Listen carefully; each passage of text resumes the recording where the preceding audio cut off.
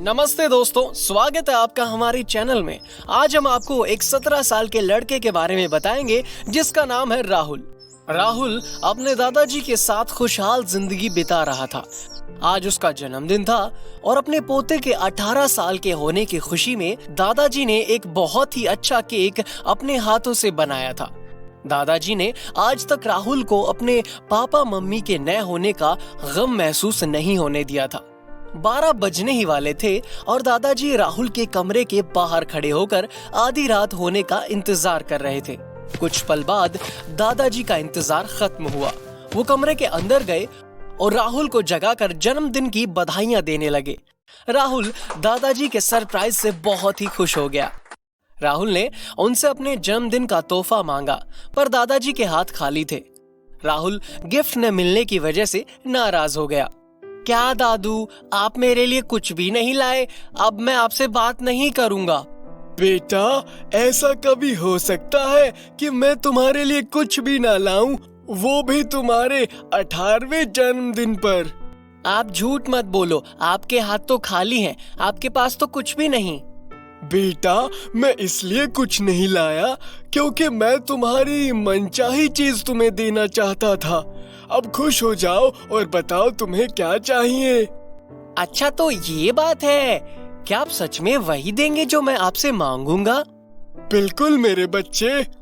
तो दादाजी, आप मुझे एक बाइक दे सकते हैं? बोलिए। अच्छा, ठीक है बेटा, जो तुम चाहते हो वही मिलेगा तुम्हें। कल हम शोरूम जाएंगे और तुम्हारी मनपसंद बाइक तुम्हें मिल जाएगी। अगली सुबह दोनों दादा और पोते ब्रेकफास्ट करते हैं और शोरूम की तरफ निकल पड़ते हैं। राहुल को घंटों बाद एक बाइक बेहद पसंद आई और वो दादाजी से उसी बाइक को खरीदने के लिए कहता है। दादाजी ने अपना वादा निभाया और पोते को उसकी बाइक दिला दी। अगले दिन से राहुल सिर्फ बाइक पर बैठ अपने दोस्तों के साथ मिलकर बस मस्ती करने लग गया और अपने दोस्तों के सामने बाइक की बस तारीफ करने लगा। दादाजी ने राहुल पर ध्यान दिया और उन्हें लगा कि उसकी बात मानकर उन्होंने जैसे कोई गलती कर दी हो। वो दुखी थे इस बात से कि राहुल पढ़ाई से ध्यान हटाकर बस घूमने फिरने में ही व्यस्त था। पड़ोसी भी दादाजी से राहुल की शिकायत करने लगे कि वो बहुत तेजी से बाइक चलाता है। राहुल के घर लौटने पर दादाजी ने उसे समझाने की कोशिश की और उससे कहा कि वो अपनी पढ़ाई में मन लगाए। उन्होंने उसे बाइक धीमी रफ्तार से चलाने को कहा क्योंकि राहुल उनका इकलौता सहारा था और उसे कुछ हो जाएगा तो वो खुद को कभी माफ नहीं कर पाएंगे। एक दिन राहुल ऐसे ही तेज रफ्तार से बाइक चला रहा था और अचानक एक कार सामने आ रही थी। राहुल घबरा गया और डर से उसका बैलेंस बिगड़ने लगा। वो कुछ कर पाता इससे पहले ही कार आकर राहुल की बाइक से टकरा गई। कार तो वहां से तुरंत चली गई, पर राहुल जमीन पर पड़ा हुआ था जिसे बहुत चोटें लगी थी और बाइक बुरी तरह से टूट गई थी। आसपास के लोगों ने राहुल को उठाकर हॉस्पिटल पहुंचाया जहां उसका इलाज हुआ। राहुल की इस हालत पर दादाजी बहुत दुखी थे और नाराज भी, इसलिए वो राहुल को घर छोड़कर कुछ दिनों के लिए गांव चले गए। दादाजी के नाराज होने पर राहुल भी बहुत दुखी हो गया और अपनी भूल को न दोहराने की कसम खाता है। अगली सुबह जब राहुल घर के बाहर निकला तो वो चौंक गया क्योंकि उसकी बाइक एकदम पहले जैसी थी, एक भी स्क्रैच उस पर नहीं। लेकिन राहुल सोच में पड़ गया कि कल जब एक्सीडेंट हुआ तो बाइक तो टूट गई थी, तो अब ये ठीक कैसे हो गई। उसे लगा कि दादाजी ने ही बाइक को रिपेयर किया होगा और मन ही मन खुश हो गया। मगर जब वहां बाइक पर चढ़ा तो उसे कुछ अलग महसूस हुआ। उसे एहसास हुआ कि बाइक में कुछ बदलाव हुआ है। बाइक के हैंडल के पास कुछ अलग स्विचेस हैं। राहुल को हैरानी हुई कि वहां टाइम और कैलेंडर के ऑप्शन कैसे आ गए और एक अजीब सा दिखने वाला हरा रंग का गोल बटन था। राहुल को लगा कि दादाजी ने ये सब करवाया होगा। उसने बाइक स्टार्ट की और अपने दोस्त श्याम के घर की ओर जाने लगा। रास्ते में उसने सोचा कि क्यों ना बाइक के नए फीचर्स को इस्तेमाल किया जाए। उसने जैसे ही हरा बटन दबाया तो कुछ बदलाव तो नहीं हुआ, पर जब राहुल ने खुद को सामने वाले दुकान के शीशे पर देखा तो वो दंग रह गया, क्योंकि शीशे में सब कुछ नजर आ रहा था, सिर्फ वो और उसकी बाइक नहीं दिख रही थी। राहुल को तब एहसास हुआ कि वो गायब हो चुका था, लेकिन उसके मन में बहुत से सवाल थे। वो खुद से मन में सोचने लगा कि ऐसा कैसे हो सकता है, वो अचानक गायब कैसे हुआ। उसने इसलिए फिर से वो हरा बटन दबाया, जिसके कारण उसका प्रतिबिंब शीशे में नजर आने लगा। वो इस बात से हैरान था, लेकिन साथ ही खुश भी था, ये सोचकर कि उसे गायब होने वाली बाइक मिली है। तभी उसकी नजर टाइम और कैलेंडर वाले बटन पर पड़ी। उसने गलती से हाथ रखकर तारीख बदल दी और 6 साल पुरानी तारीख डाल दी। अचानक बहुत तेज हवा चली और गाड़ी अपने आप तेज रफ्तार में चलने लगी। राहुल परेशान हो गया, क्योंकि अब बाइक उसके कंट्रोल में नहीं थी। इसलिए डर के मारे राहुल ने अपनी आंखें बंद कर ली। कुछ पल बाद बाइक रुक गई और राहुल ने धीरे धीरे आंखें खोली। राहुल अपने आप को देखकर सदमे में चला गया, क्योंकि अब राहुल बहुत ही कम उम्र का हो चुका था। उसने चारों तरफ नजरें घुमाकर देखा तो वो समझ नहीं पाया कि उसके साथ हुआ क्या। आसपास की जगह बदल चुकी थी। वो बाइक पर बैठकर अपने पांव जमीन पर रख नहीं पा रहा था, मानो जैसे उसका कद छोटा हो गया हो। उसने खुद को और आसपास की चीजों को देखा और एक न्यूज़पेपर को देख उसे विश्वास नहीं हुआ कि वो 6 साल पीछे आ चुका था। लेकिन उसे ये बात पता चल गई कि जो कुछ भी हुआ ये सब कुछ उस बाइक की वजह से हुआ। उसके मन में लालच जाग चुका था, इसलिए उसने सोचा इस जादुई बाइक से क्यों ना इसका फायदा उठाया जाए। उसने कैलेंडर का डेट बदला और करीब 10 साल पीछे चला गया। बाइक ने अपना जादू दिखाया और समय बदल गया। राहुल अब छोटा सा नन्हा बच्चा बन गया, लेकिन उसका दिमाग वही 18 साल के राहुल का था। उसने देखा कि तब उसके पापा जिंदा थे और अपनी आधी जमीन अनाथ आश्रम को दे रहे थे। तभी छोटे से राहुल ने पापा का ध्यान भटकाकर उन्हें दूसरे कमरे में बुला लिया और खुद जाकर पेपर पर अपना नाम लिख दिया। उसने पापा के आने से पहले ही पेपर्स एक सीक्रेट जगह पर छुपा दिए। जल्द से जल्द वो बाइक के पास गया और बाइक की मदद से असली समय में लौट आया। उसने जब जाकर देखा तब पेपर्स वहीं थे और सब कुछ उसके नाम था। वो ये देख बहुत खुश हुआ। अब उसके दिमाग में नई चालाकी सूझी। वो बाइक पर बैठा और उसने हरा बटन दबाया, जिसके कारण वो गायब हो गया और अब वो मस्ती करने लगा था। उसे ध्यान ही नहीं रहा कि वो कितने गलत राह पर चल गया। वो गायब होकर लोगों को परेशान करता था, लोगों से चीज चुराने में जैसे उसको बहुत मजा आ रहा था। एक बार उसने देखा कि एक पुलिस वाला एक अपराधी को हथकड़ी पहनाकर अपने साथ ले जा रहा था। राहुल ने गायब होकर पुलिस वालों को बहुत परेशान किया, उससे इतनी गुदगुदी की जिसके कारण चोर पुलिस के कब्जे से भाग गया। आसपास के लोग चोर को पकड़ने के लिए उसके पीछे भागे। तभी एक बुजुर्ग आदमी को चोर ने धक्का मारा और वो गिर गया, जिसकी वजह से उसे बहुत चोट लगी। उसके सर से खून निकल रहा था। लोगों ने बूढ़े आदमी को घेर लिया था। तभी वहां राहुल पहुंचा और उस बुजुर्ग को देख राहुल के होश उड़ गए, क्योंकि वो कोई और नहीं उनके दादाजी थे। उन्हें देख राहुल को सदमा लगा। वो उनके पास गया और उन्हें उठाकर हॉस्पिटल ले गया। उनकी हालत बहुत खराब हो गई थी और अब राहुल को अपनी गलती का एहसास हो चुका था कि उसकी गलती की वजह से दादाजी की हालत खराब है। उसके लालच और बदमाशी के कारण दूसरों को तकलीफ हुई। वो अपने बुरे कामों पर शर्मिंदा था। क्या अब राहुल जादुई बाइक का अच्छा यूज करेगा? जानने के लिए चैनल सब्सक्राइब करें, वीडियो को लाइक करें और अपने दोस्तों के साथ शेयर करें। हम जल्द ही जादुई बाइक पार्ट 2 आपके सामने लाएंगे। तो दोस्तों, कैसी लगी आपको ये कहानी? उम्मीद है बेहद पसंद आई होगी। तो सब्सक्राइब करें हमारे चैनल को, वीडियो को लाइक करें और अपना वैल्यूएबल सजेशन कमेंट में करें। धन्यवाद।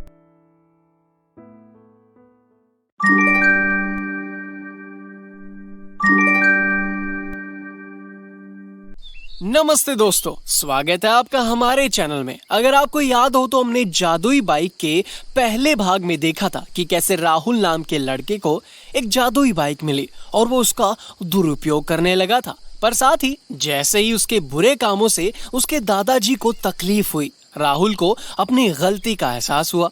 उसे समझ आ गया कि दूसरों के साथ बुरा करने पर खुद के साथ ही बुरा होता है, इसलिए हमेशा सबकी अच्छाई के बारे में ही सोचना चाहिए। तो आइए देखते हैं कि अब राहुल अपनी जादुई बाइक का किस तरह से इस्तेमाल करता है।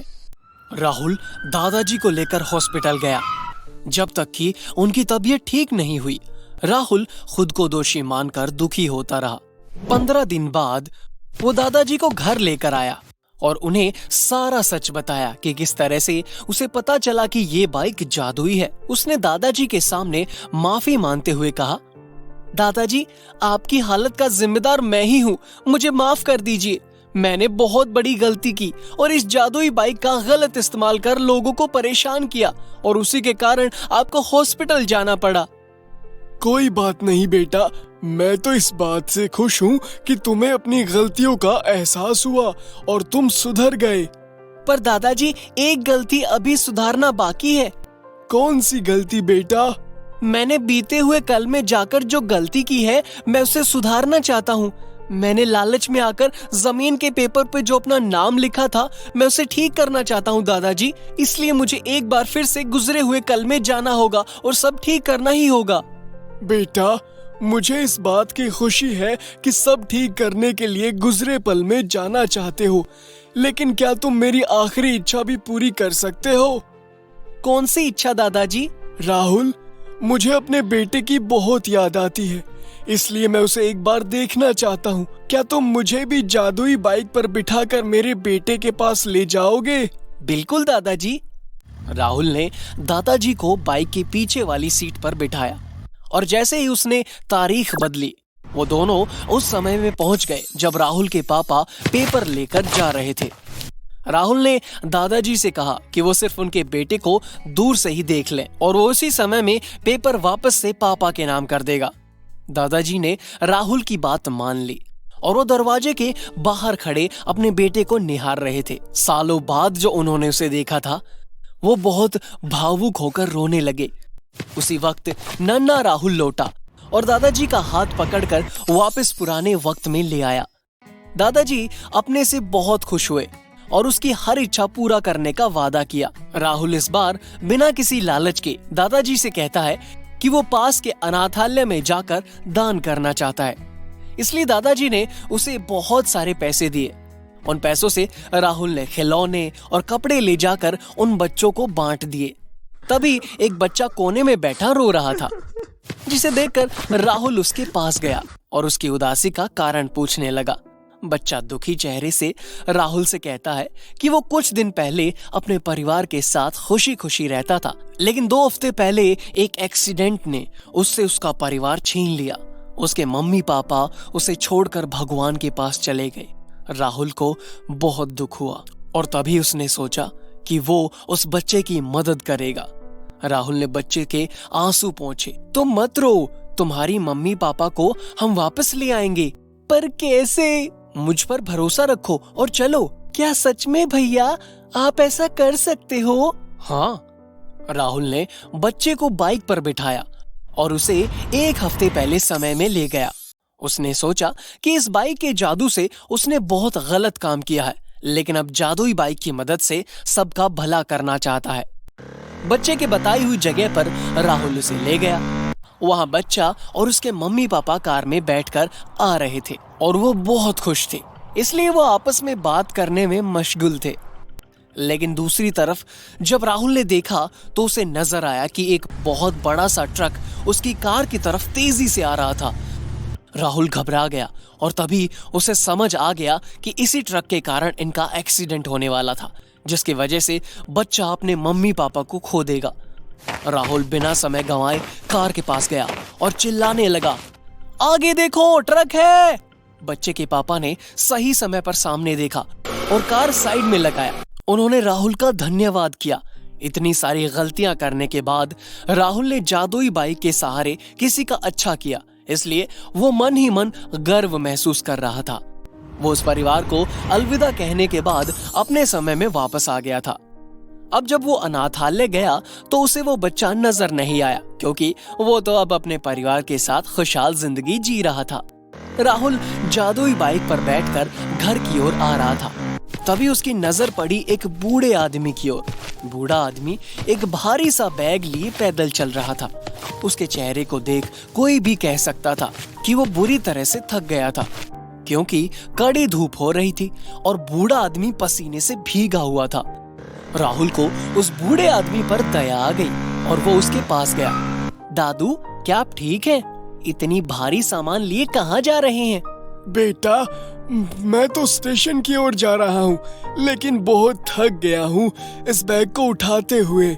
पर आप अकेले ये सामान क्यों उठा रहे हैं? आपके साथ कोई नहीं है क्या? मेरे बेटे से तो ही मिलने जा रहा हूँ, लेकिन शायद अब ट्रेन नहीं पकड़ पाऊंगा क्योंकि बहुत देर हो गई है और स्टेशन दूर है। आप चिंता मत करिए और आराम से मेरी बाइक पर बैठ जाइए। मैं जल्द से जल्द आपको स्टेशन छोड़ दूंगा, बस आप अपनी आंखें बंद कर लीजिए। ठीक है बेटा। राहुल ने उन्हें आंख बंद करने के लिए इसलिए कहा ताकि वो बाइक की जादुई शक्ति के बारे में न जान पाए। पलक झपकते ही जादुई बाइक की मदद से राहुल ने बूढ़े आदमी की सहायता की और उन्हें स्टेशन पर पहुंचाया। वो हैरत में पड़ गए कि राहुल ने ऐसा कैसे किया, लेकिन जल्दी में होने के कारण वो राहुल का शुक्रिया करते हुए स्टेशन के अंदर चले गए। राहुल भी घर की तरफ आ गया, लेकिन राहुल खुशी के मारे पीछे से आती हुई गाड़ी की तरफ ध्यान ही नहीं दे पाया और अचानक तेज रफ्तार से आती हुई गाड़ी ने राहुल को टक्कर मार दी। राहुल वहीं बेहोश होकर गिर गया। आसपास के लोगों ने उसे अनदेखा कर बस वहीं खड़े थे। थोड़ी देर बाद राहुल की आंख एक हॉस्पिटल के कमरे में खुली। उसने देखा कि एक जानी पहचानी सी शक्ल उसके सामने थी। पूरी तरह होश आने पर उसे याद आया कि जिस बच्चे की मम्मी पापा को उसने बचाया था, उसी बच्चे के पापा ने ही राहुल को हॉस्पिटल लाकर उस पर एहसान किया। तब राहुल को समझ आया कि अच्छे कर्मों का फल हमेशा अच्छा ही होता है, इसलिए कभी भी किसी का बुरा नहीं सोचना चाहिए, बल्कि सदैव दूसरों का भला करना चाहिए। राहुल ने घर आकर अपने दादाजी को पूरी बात बताई, जिसे सुन वो मुस्कुराने लगे और राहुल को शाबाशी दी। तो दोस्तों, कैसी लगी आपको ये कहानी? उम्मीद है आपको बेहद पसंद आई होगी। तो सब्सक्राइब करिए हमारे चैनल को, वीडियो को लाइक करें और अपना वैल्यूएबल सजेशन कमेंट करें। धन्यवाद।